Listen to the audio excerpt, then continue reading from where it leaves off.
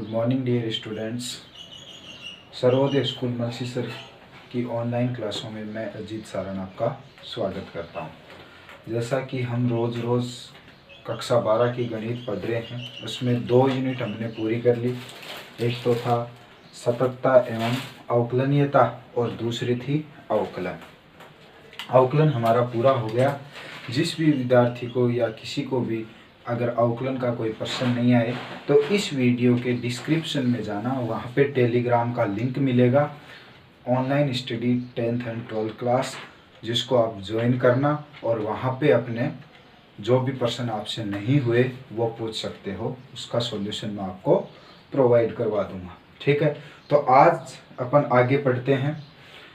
अवकलन हमारा तकरीबन पूरा हो गया, यानी 12th क्लास में जो जो अवकलन थी, प्रश्नावली भी कंप्लीट हो गई, अवकलन आपने अच्छे से पढ़ भी लिया।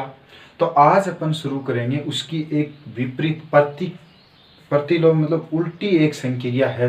अवकलन की उल्टी संक्रिया क्या होती है? समाकलन, जो आपके 12वीं क्लास में बहुत ही महत्वपूर्ण योगदान रखती है, जिससे एक तो 1 नंबर का प्रश्न और एक 6 नंबर का प्रश्न आता है। तो 6 नंबर का प्रश्न आता है, वो बहुत ही इम्पोर्टेंट है, इसलिए समाकलन को आपको अवकलन से भी अच्छा पढ़ना है। ठीक है, तो सर समाकलन है क्या? समाकलन एक संकलन है जिसका उपयोग समतल का क्षेत्रफल, शुरुआती तौर पे इसका उपयोग समतल का क्षेत्रफल ज्ञात करने में किया जाता था। आज ये इस समाकलन का उपयोग आपके भौतिक विज्ञान में भी बहुत जगह काम में आएगा। तो समाकलन आपको पढ़ना बहुत इम्पोर्टेंट है। ठीक है, तो देखते हैं कि सर ये समाकलन कैसे उल्टा, ये अवकलन का बिल्कुल विपरीत प्रतिक्रिया है ना। जब आपने अवकलन अच्छे से पढ़ा है तो उसका उल्टा देखो, मैंने कुछ फॉर्मूले यहाँ पे समाकलन के बोर्ड पे जमा रखे हैं। अगर आपके पास ये फॉर्मूले नहीं है तो स्क्रीनशॉट ले लेना और अपनी नोटबुक में अच्छे से उतार लेना। तो देखो, मैंने अवकलन और समाकलन दोनों के लिखे हैं ताकि आपको ये पता चल सके कि ये विपरीत प्रतिक्रिया कैसे है। तो देखो, जैसे अपने अवकलन किया था d/dx किसका? x की पावर n का, क्या था? nx की पावर n-1। ठीक है, तो यहाँ पे x की पावर n का, देखो एक बात बताता हूँ आपको।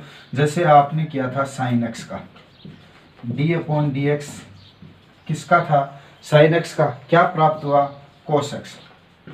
ठीक है, अब यहाँ जैसे sin x प्लस c, यहाँ पे एक c कांस्टेंट लिखा जाता है, ये एक नियतांक है। सर ये क्यों लिखा जाता है? इसका मान हमें पता नहीं, कुछ भी हो सकता है। आया क्यों? जैसे देखो, कांस्टेंट का अवकलन क्या होता है? 0। तो आपने तो यहाँ sin x का तो cos x हो सकता है, लेकिन एक बात बताओ आप, sin x प्लस 4 इसका अवकलन करो, क्या आएगा? तो बताओ d/dx इसका, तो बोलो sin x का तो क्या आएगा? cos x प्लस 4 का क्या आएगा? 0। यानी अपने को यहाँ पता था कि 4 है, लेकिन यहाँ क्या आ गया? 0।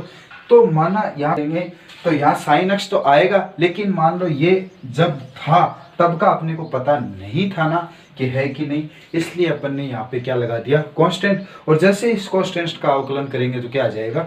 0। तो इससे कोई फर्क नहीं पड़ेगा। तो आपको ये बड़ी ध्यान में रखने योग्य बात है कि जब कभी भी समाकलन करो तो प्लस c जरूर लगाना है। प्लस c यानी कोई भी नियतांक जिसका मान हमें पता नहीं है। क्या? कुछ भी हो सकता है, 2, 4, 6, 9, 1000, कुछ भी।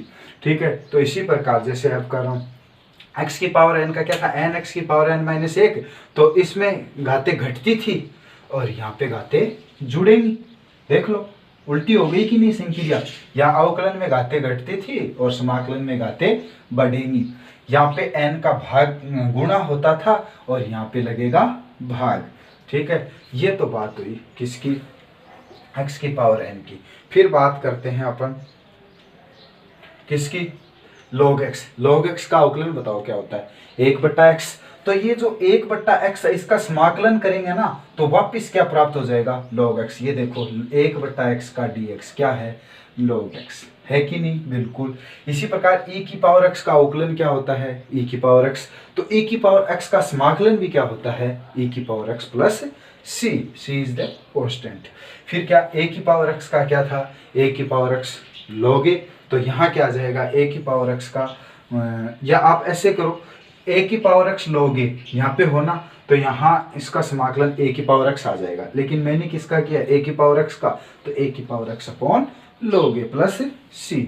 इसी प्रकार cos x का माइनस साइन x, तो बताओ साइन x का वापिस हो जाएगा minus cos x plus c। बहुत इंपॉर्टेंट है समाकलन के सूत्र। तो देखो क्या, साइन x का अवकलन क्या होता है, cos x। तो अब आप यहाँ से याद रख सकते हो कि cos x का समाकलन क्या होगा, साइन x प्लस c। ऐसे टेन x का अवकलन क्या होता है, सेक स्क्वायर x। तो सेक स्क्वायर x का वापिस क्या हो गया, टेन x क्या समाकलन प्लस c। कोट x का क्या होता है, माइनस कोसेक स्क्वायर x। ठीक है, तो कोसेक स्क्वायर x का क्या हो जाएगा, minus cot x plus c। इसी प्रकार डी अपॉन डी एक्स किसका, सेक एक्स का। सेक एक्स का क्या होता है, sec x into ten x. तो sec x into ten x का क्या हो जाएगा, वापिस सेक एक्स प्लस सी। तो D upon D x cosec x का क्या होता है, minus cosec x into cot x. तो बताओ cosec x minus cosec x into cot x का क्या हो जाएगा, माइनस कोसेक एक्स प्लस सी। बताओ हुई कि नहीं विपरीत प्रतिक्रिया, बिल्कुल उल्टी हुई। तो देखो एक और देखते हैं आगे, साइन इनवर्स एक्स का क्या होता है, 1/√1 माइनस एक्स स्क्वायर। तो इसका उल्टा क्या हो गया, 1/√1 माइनस एक्स स्क्वायर डीएक्स क्या हो गया, साइन इनवर्स एक्स। सर यहाँ पे माइनस का ये 1 cos इनवर्स एक्स का होता है माइनस 1/√1 माइनस एक्स स्क्वायर। ठीक है, तो 1/1 माइनस √x स्क्वायर का माइनस cos एक्स भी हो सकता है और साइन इनवर्स एक्स भी हो सकता है, बिल्कुल ठीक बात है, प्लस सी। तो इसी प्रकार टेन इनवर्स एक्स का क्या होता है, 1/1 प्लस एक्स स्क्वायर। तो 1/1 प्लस एक्स स्क्वायर का समाकलन क्या होगा, टेन इनवर्स एक्स प्लस सी। फिर सेक इनवर्स एक्स का अवकलन क्या होता है, 1/x स्क्वायर माइनस 1। तो 1/x स्क्वायर माइनस 1 का क्या हो जाएगा, सेक इनवर्स एक्स। अब आप बताओ कि एक्स का अवकलन क्या होता है। सर एक्स का अवकलन 1 होता है, तो यहाँ पे 1 का अवकलन क्या हो जाएगा, एक्स। ठीक है, ए का समाकलन 1 का क्या हो जाएगा, एक्स प्लस सी। तो बताओ ये अवकलन की उल्टी प्रक्रिया हुई कि नहीं हुई। ठीक है, तो समाकलन आप इसको अवकलन का या प्रति अवकलज भी कह सकते हो। प्रति यानी उल्टा, अवकलन का उल्टा यहाँ से प्राप्त होते हैं वो अवकलज, और ये इसके क्या हो गए, प्रति अवकलज, है ना। ये देखो वापस निकाल लिए, ये हो गए इसके प्रति अवकलज, या इसको कहते हैं समाकलन। तो इन फॉर्मूलों की सहायता से एक विशेष बात, समाकलन प्रत्येक फलन का संभव नहीं है। ठीक है, ये बात याद रखना आप। तो अपने पास जो फिक्स्ड हैं, यानी ये जो फॉर्मूले लिखे हैं, ये फॉर्मूले आने पर ही अपन समाकलन को आगे बढ़ाएंगे और आसानी भी रहेगी। तो आपको ये सारे सूत्र याद करने हैं, अच्छे से याद करने हैं, अपनी नोटबुक में उतारने हैं। उसके बाद अपन पढ़ेंगे आगे समाकलन के प्रक्रिया, गुणधर्म, या समाकलन के उदाहरण, या समाकलन की प्रश्नावली, इसके कुछ गुणधर्म भी पढ़ेंगे। ठीक है, देखते हैं समाकलन के कुछ गुणधर्म, है ना। समाकलन के कुछ गुणधर्म है वो देखो, एक ये तो मैंने बता ही दिया, पहला एक दूसरे के व्युत्क्रम, यानी समाकलन और अवकलन एक दूसरे के व्युत्क्रम होते हैं। यानी डी अपॉन डी एक्स किसका, यानी कोई एफ एक्स का आप अवकलन याद करोगे तो क्या प्राप्त होगा, एफ बेस एक्स होगा कि नहीं होगा। ये एक दूसरे के उल्टे, यानी इसका अगर वापिस अपन समाकलन करें तो ये वापिस क्या प्राप्त हो जाएगा, फलन। तो बताओ ये क्या हो गया, यानी समाकलन किसका, एफ डेस एक्स का, किसके सापेक्ष डी एक्स के। तो एफ डेस एक्स डी एक्स बराबर क्या होगा, एफ एक्स। ठीक है, प्लस सी। ठीक है, ये तो कांस्टेंट है, लेकिन कोई फलन प्राप्त होगा, वो क्या आ गया, मान लो कोई निश्चित फलन का है, तो क्या आ जाएगा वापिस एफ एक्स। तो ये एक दूसरे के उल्टे हैं। अगर पहले किसी फलन का समाकलन किया गया हो और फिर उसका अवकलन ज्ञात करना हो, तो वापिस क्या, वो जो जिसका आपने समाकलन किया वही प्राप्त हो जाएगा। तो पहला गुणधर्म तो हो गया, ये एक दूसरे के क्या है, व्युत्क्रम है, उल्टे हैं। फिर कहते हैं अचर गुणा फलन, यानी कोई अचर फलन के साथ गुणा में हो। जैसे मैं कर रहा हूँ, एक बात देखो आप, 3 गुना साइन एक्स, 3 साइन एक्स। तो बताओ ये तो कोई फलन है और ये क्या है, अचर राशि। इसका समाकलन क्या होता है, इसका समाकलन अचर बाहर ले लो, अचर गुणा फलन का समाकलन ही इसका, यानी अचर गुणा फलन का समाकलन ही क्या हो जाएगा, अचर गुणा फलन का समाकलन। तो यानी इसका समाकलन ज्ञात करें तो क्या हो जाएगा, 3 इंटू साइन एक्स का dx। तो यानी ये कांस्टेंट पहले आ जाता है, तो बताओ क्या हो जाएगा, 3 साइन cos x का साइन x। तो साइन x का अवकलन क्या होता है, समाकलन क्या होता है साइन x का, साइन x का क्या होगा, माइनस cos x। तो यहाँ आ जाएगा माइनस cos x प्लस सी, तो माइनस 3 cos x प्लस सी। यानी जब कोई अचर गुणा फलन का समाकलन हो तो अचर स्थिर और फलन का समाकलन कर दो, 2 नंबर कुंतलम। तीसरा क्या है, ऐसा अपन ने अवकलन में भी पढ़ा था, यानी फलनों का योग या अंतर का समाकलन। यानी कोई फलन है अपने पास जिसका योग व अंतर में दिया हो, तो उसका देखो जैसे मेरे पास है x प्लस cos x, यानी इन दोनों का, ये दो फलन है, x अलग फलन है, cos x एक फलन है, तो इन दोनों का योग का अगर अपने को समाकलन करना हो तो बोलो समाकलन क्या हो जाएगा, x का अलग प्लस cos x का अलग। अब इसका समाकलन करना आपको सूत्रों की सहायता से, यानी यहाँ पे इसका समाकलन कैसे करोगे, किस से, x की पावर n से, और x की पावर nx dx का समाकलन क्या होता है, अभी थोड़ी देर पहले बताया क्या, x की पावर n प्लस 1 बट्टा n प्लस 1 और प्लस c, और cos x का sin x। तो बताओ x की पावर n, एक पहले से है, 1 प्लस 1 बट्टा 1 प्लस 1 प्लस इसका sin x प्लस c। जैसे ही आप समाकलन आपका जहाँ भी हो वहाँ पे आप क्या लगा दो, कांस्टेंट c। तो बताओ यहाँ क्या आ गया, x स्क्वायर बट्टा 2 plus c sine x plus c, ये आपका आ गया आंसर। अगर यहाँ जोड़ हो तो दोनों के अलग अलग जोड़ में हो जाएंगे, अगर यहाँ घटाव हो तो दोनों फलनों का समाकलन अलग अलग हो जाएगा और बीच में क्या हो जाएगा, घटाव। यानी अगर फलनों का योग अंतर का समाकलन करना हो तो उनका अलग अलग समाकलन का योग अंतर भी इसके बराबर ही होता है। अब अपन शुरू करेंगे समाकलन। ये हो गए आपके समाकलन के गुणधर्म, ठीक बात। तो अब है समाकलन की कुछ विधियां। समाकलन यानी ये ज्ञात करना कि ये जो अपने पास फलन है ये किस फलन का अवकलज है ना, ये जो अवकलज प्राप्त हुआ वो किस फलन का अवकलज है। शुरुआत में ये निरीक्षण विधि से ज्ञात करते थे, यानी निरीक्षण इन सूत्रों की सहायता से ज्ञात करना कि ये किसका है, यानी ये प्रत्येक फलन के लिए ऐसा संभव नहीं है। इसलिए आगे देखो कुछ विधियां हैं समाकलन ज्ञात करने की। पहला है मानक सूत्रों का प्रयोग करना। तो पहली विधि तो वही है जो अपने पास सूत्र याद है, मानक सूत्र, उन सूत्रों की सहायता से, या फिर रूपांतरण विधि भी कहते हैं, यानी रूपांतरण यानी उनको मानक सूत्रों में रूपांतरित करना। जैसे देखो एक मेरे पास है साइन स्क्वायर एक्स का समाकलन ज्ञात करो, तो सर इसका कोई समाकलन, ये किसी फलन का समाकलन होता तो है ही नहीं, तो आप इसको कैसे करोगे, ये सूत्र में तो आता नहीं। लेकिन इसको अपन किसी मानक विधि, मानक सूत्रों में परिवर्तित कर सकते हैं, यानी रूपांतरित कर सकते हैं। वो कैसे सर, यानी cos 2x का सूत्र क्या होता है, बोलो। cos 2x का सूत्र होता है 1 माइनस 2 साइन स्क्वायर x, ठीक है। 1 माइनस 2 साइन स्क्वायर एक्स होता है, तो यहाँ से अपन साइन स्क्वायर एक्स का मान ज्ञात कर सकते हैं। वो कैसे, देखो 2 साइन स्क्वायर एक्स यहाँ आ गया और इधर क्या, ये इधर गया, तो 1 माइनस cos 2x, और ये इसके बट्टा में चला जाएगा। तो बताओ साइन स्क्वायर एक्स बराबर क्या आ गया, ये तो ये हो गया 1/2 माइनस cos 2x बट्टा 2। तो बताओ इसका भी कर सकते हैं, इसका भी कर सकते हैं। बताओ इसको रूपांतरण कर लिया कि नहीं कर लिया, किसको, साइन स्क्वायर एक्स को मानक सूत्रों में रूपांतरण कर लिया। तो ऐसी विधि को क्या कहते हैं, रूपांतरण विधियों द्वारा या मानक सूत्रों का प्रयोग करके, ठीक है।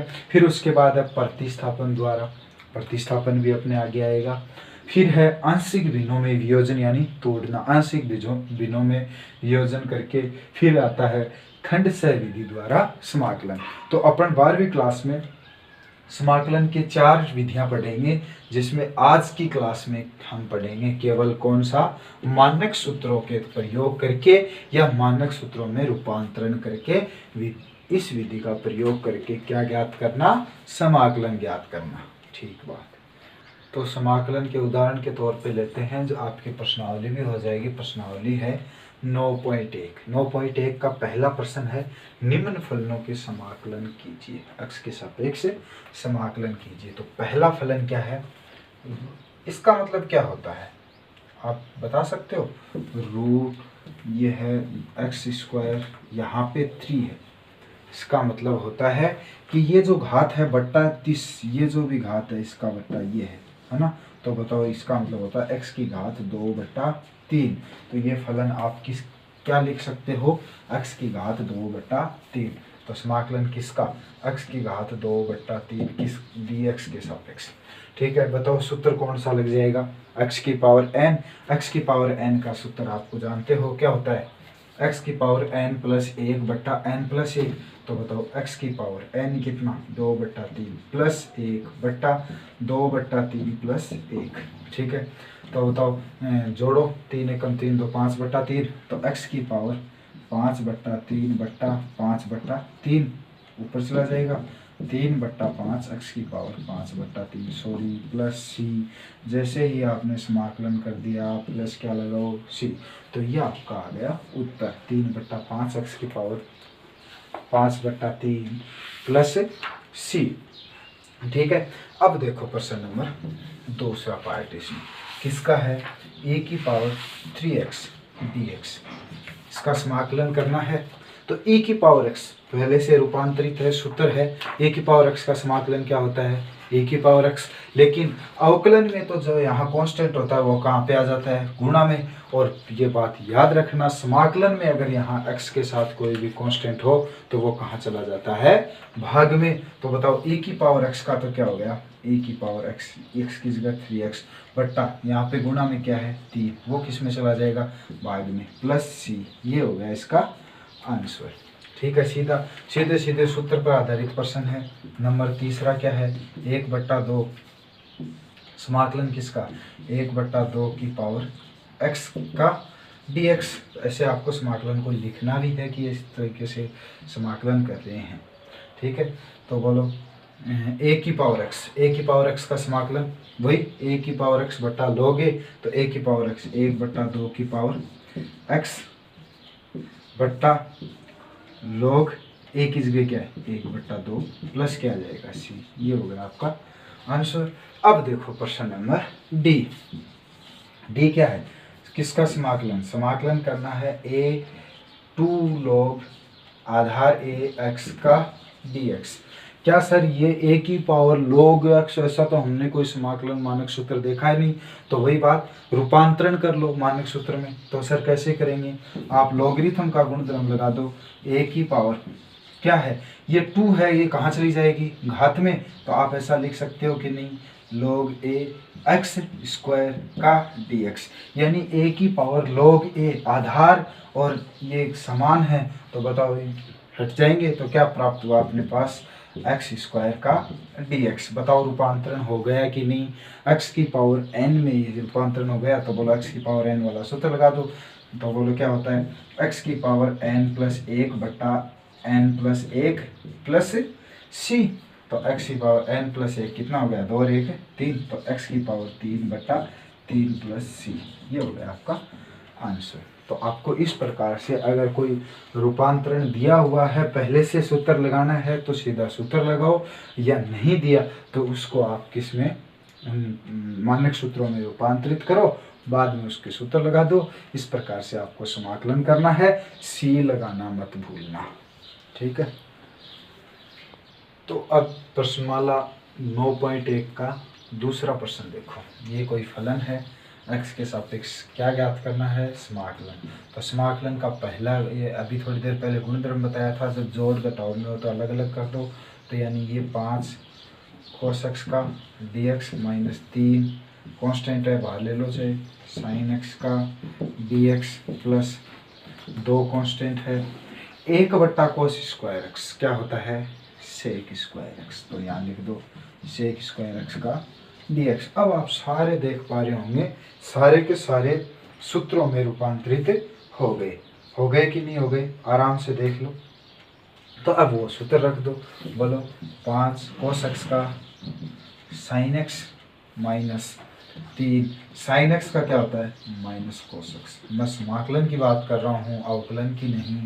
प्लस 2 ये होता है। बताओ सेक स्क्वायर x किसका अवकलन होता है, tan x का। तो इसका समाकलन क्या हो जाएगा tan x और plus c is the constant. तो यहाँ क्या आ गया 5 sin x minus minus plus 3 cos x plus 2 tan x plus c। ये आपका हो गया आंसर। किसकी सहायता से कर रहे हैं अपन, मानक सूत्रों या उस पर रूपांतरण करके। अब देखो प्रश्न नंबर 3, 4-5 प्रश्न मैं करवा देता हूँ, उसके बाद आगे के प्रश्न आप करना आ जाएंगे, ठीक है। तो बोलो सर ये तो सूत्र में नहीं है, तो रूपांतरित करने का प्रयास करते हैं। तुम बताओ इनका भाग दे दो। तो अलग अलग भाग दिया तो x³ बट्टा x स्क्वायर माइनस 1 बट्टा x स्क्वायर का dx। अब ये कट गया तो कितना बचा x, ये ऊपर जाके घात -2, तो क्या हो जाएगा ये x माइनस x की घात -2 इंटू dx। अब देखो बताओ घटाव में है तो अलग अलग घटाव में हो जाएगा। तो x का dx और माइनस किसका x की घात -2 का dx। तो अलग अलग समाकलन कर दो। ये किससे होगा x की घात n से। तो बोलो x की घात n का समाकलन n प्लस 1, n की जगह 1 प्लस 1 बट्टा 1 प्लस 1 माइनस। आप थोड़ी देर बाद में सीधा ही करने लग जाओगे। कैसे x स्क्वायर बट्टा 2 होगा सर इसका, क्योंकि घात बढ़ेगी। तो ये भी बताओ इसका समाकलन। बोलो x की घात -2 प्लस 1 बट्टा -2 plus 1 plus c is the constant. तो बोलो यहाँ क्या है x स्क्वायर बट्टा 2 माइनस ये x की पावर -1 बट्टा -1 प्लस c। इस -1 की वजह से क्या हो जाएगा प्लस। तो x स्क्वायर बट्टा 2 प्लस x की घात -1 नीचे जाके क्या हो जाएगी प्लस की बट्टा x प्लस c। ये आपका क्या हो गया आंसर। आगे कर रखा होगा तो इसमें लघुत्तम ले लिया होगा, इससे ज़्यादा कुछ है नहीं। तो अब प्रश्नावली का चौथा प्रश्न देखो क्या है। यहाँ पे शायद आपकी बुक में गुणा दिया होगा, उसकी जगह प्लस कर लो पहले तो बताओ ये दोनों अलग अलग हैं, dx से अलग अलग कर सकते हो समाकलन। बोलो क्या सेक स्क्वायर dx प्लस किसका कोसेक स्क्वायर x का समाकलन सेक स्क्वायर। अब आप दिमाग में ये सोचना, आपको ज़्यादा सूत्र याद करने की ज़रूरत नहीं है, अवकलन वाले याद है ना, तो ये अपने आप हो जाएंगे। आप ये सोचो सेक स्क्वायर x किसका अवकलन होता है सर tan x का। तो इसका समाकलन क्या हो जाएगा tan x। Cosec square x sir cosec square x cot का होता है, लेकिन माइनस में होता है। तो याद है तो किस में आएंगे माइनस में। इसी प्रकार बोलो क्या हो जाएगा इसका तो tan x और इसका हो जाएगा minus cot x plus c is the constant जो समाकलन में लगता है। इसको लगाना मत भूलना, ये आपका आंसर। प्रश्न नंबर 5 देखो, ये 1 प्लस एक्स इंटू √x। ये सर ये भी सूत्र में नहीं है, रूपांतरित कर लो, अंदर गुणा करो। तो बोलो √x plus x √x into क्या dx सर। तो बताओ √x का घात का मतलब कितना होता है 1/2। तो ये x की घात 1/2 प्लस ये एक ये रही, ठीक है हाँ, एक तो घात ये रही, आधी ये रही, कितनी हो जाएगी 1 और आधी 1.5 को लिख सकते हैं x की घात 3/2 का dx। अलग अलग समाकलन। बोलो x की पावर 1/2 का dx प्लस किसका समाकलन x की पावर 3/2। बताओ अब इसका हो सकता है कि नहीं हो सकता। बिल्कुल हो सकता है सर। किससे x की पावर n से। तो कर दो। तो x की power n 1/2 plus 1/2 plus 1 plus x की power 3/2 plus 1/3/2 plus 1 plus c constant. जहाँ भी आप समाकलन कर दो वहीं पे क्या लगा दो c। यहाँ ये 3/2, ये भी 3/2, ये 5/2। तो बोलो x की पावर 3/2 बट्टा 3/2 2 ऊपर आ जाएगा प्लस ये हो जाएगा x की पावर 5/2 की पावर 2, 5 कहाँ चला जाएगा ऊपर, प्लस सी, ये हो गया आंसर। तो ये 5% मैंने करवा दिए, कौन सी प्रश्नावली के, 9.1 के। तो 9.1 के 5% मैंने करवा दिए। आप आगे के प्रश्न हल करने का प्रयास करना, कितने परसेंट आप कर पाते हो। फिर भी आपको समय कम मिले तो कम से कम 10% नहीं, 15%, चलो 15% तक तो आप जरूर करना, क्योंकि 5 तो मैंने करवा दिए। आपके पास केवल कितने बचे, 10% बचे हैं, वो तो आप ज़रूर करना, ताकि आपको पता चले कि मुझे कुछ समाकलन समझ में आया कि नहीं आया। फिर भी अगर कोई प्रश्न नहीं समझ में आए तो कमेंट करके पूछना, या टेलीग्राम लिंक पे आप प्रश्न पूछ सकते हो, वहाँ पे जाके टेलीग्राम ज्वाइन कर लो। अगर आपको इस ऑनलाइन क्लासों से गणित समझ में आ रही है तो प्लीज़ इसको, चैनल को सब्सक्राइब करें और वीडियो को ज़्यादा से ज़्यादा शेयर करें। धन्यवाद।